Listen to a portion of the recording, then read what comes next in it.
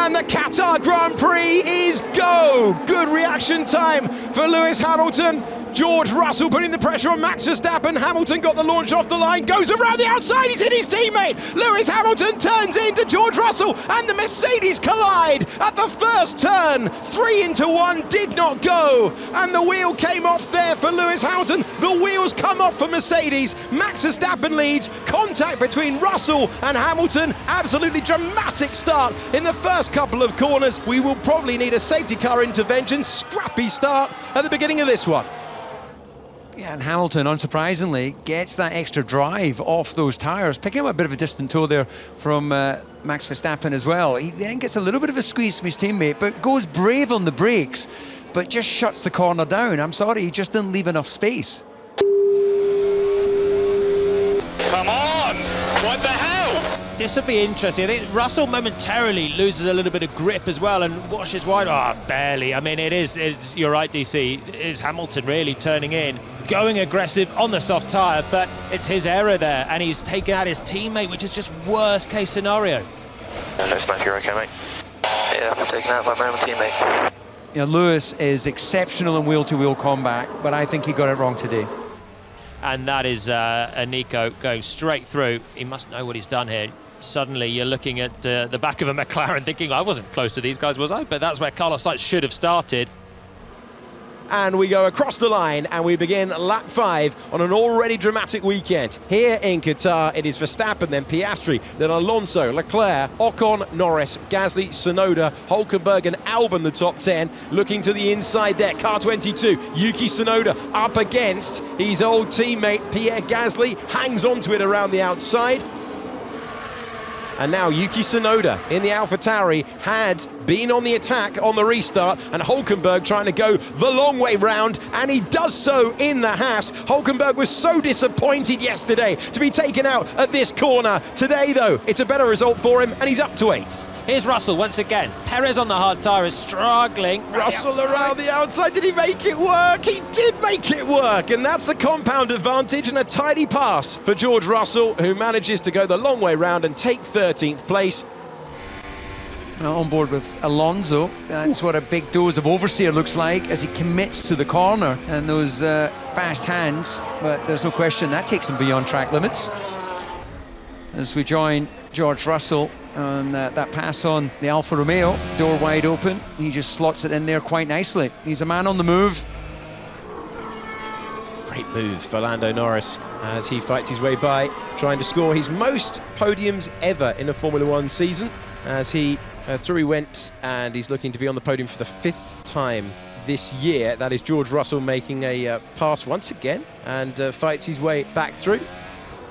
This was the attempt, DC, as he tried to go the long way round. Yeah, he just got a little bit squeezed on that entry phase, and I guess, you know, feisty George Russell will be a bit angry with that, because he was lining it up, wasn't he, as he entered the corner, and then got a little squeeze on the entry phase. He just put the trail off. If Russell can go around the outside, this time he does, and he's up to 7th place past the Alpine. Yeah, nice move there from Russell. Here comes Fernando Alonso into the pits. He comes to hit his marks. He's going to be under threat from Lando Norris on the evidence that we've seen of that stint. Each of these stops for McLaren have not been really that good for the drivers. They've put them out just in a bit of traffic each time. But he's ahead of Alonso, and that's the big one for McLaren. Norris went another lap or two, and he managed to clear Fernando Alonso. Considering there's only 18 cars in this race, and Alonso off the road. He was off for a minor moment earlier in the Grand Prix. That's a major one. He's been through the gravel, and there is Charles Leclerc trying to punish the error, and he'll do so. Yeah, he turned in on the curb, and the rear said, no, not now. We're not giving you the grip you expect. And now Stroll up against Ocon is the battle we're looking at. And Ocon's going to fight away by now. These two get on pretty well. They still get on brilliantly at the edge of the corner. The curb inspected by the Aston Martin. 8th place seized by the Frenchman. I don't feel well, man. You're the one making the call if you want to retire or not, Logan. There's no shame to retire if you're feeling unwell. I need to stop. Well, at least the car is going to be in one piece. McLaren struggling to get out of Q1 at the start of the season, now find themselves regularly troubling the podium. Piastri with a 2-second stop. That's mighty handy for his quest for second place. 2.1, they are flying at the moment. Going to be close. It's going to be so tight down the main straight. Out of the pits comes Lando Norris. Through goes Oscar Piastri, though, to maintain second position. Having come out of the pits, this is Logan Sargent easing himself out of the car. You can see him dripping from his race suit. Look at this. I think he was scooping some air. Look at that. He's just getting some air through his gloves. No, tap, tap, tap. Let's get on with it. He's in 8th gear. He's heading down to turn 1.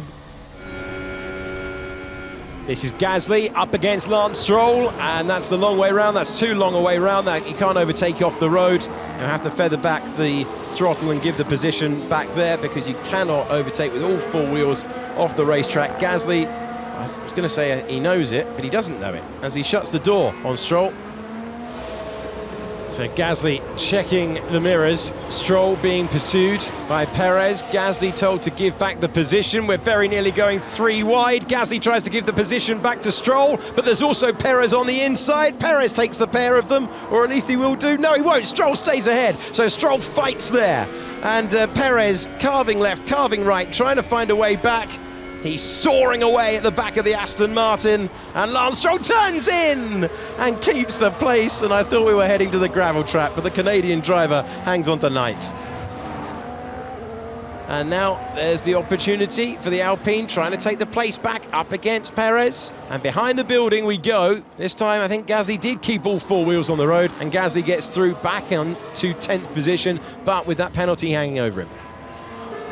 Max Verstappen is almost home. He was second yesterday in the sprint, but this has been 57 victory laps to celebrate the title that he won yesterday. Max Verstappen wins the Qatar Grand Prix, and it's his 49th career win. Oscar Piastri with a dream weekend. Second in the Grand Prix today from 6th on the grid, and it's 10th on the grid to 3rd in the race for Lando Norris, who finished 1.1 seconds behind his teammate.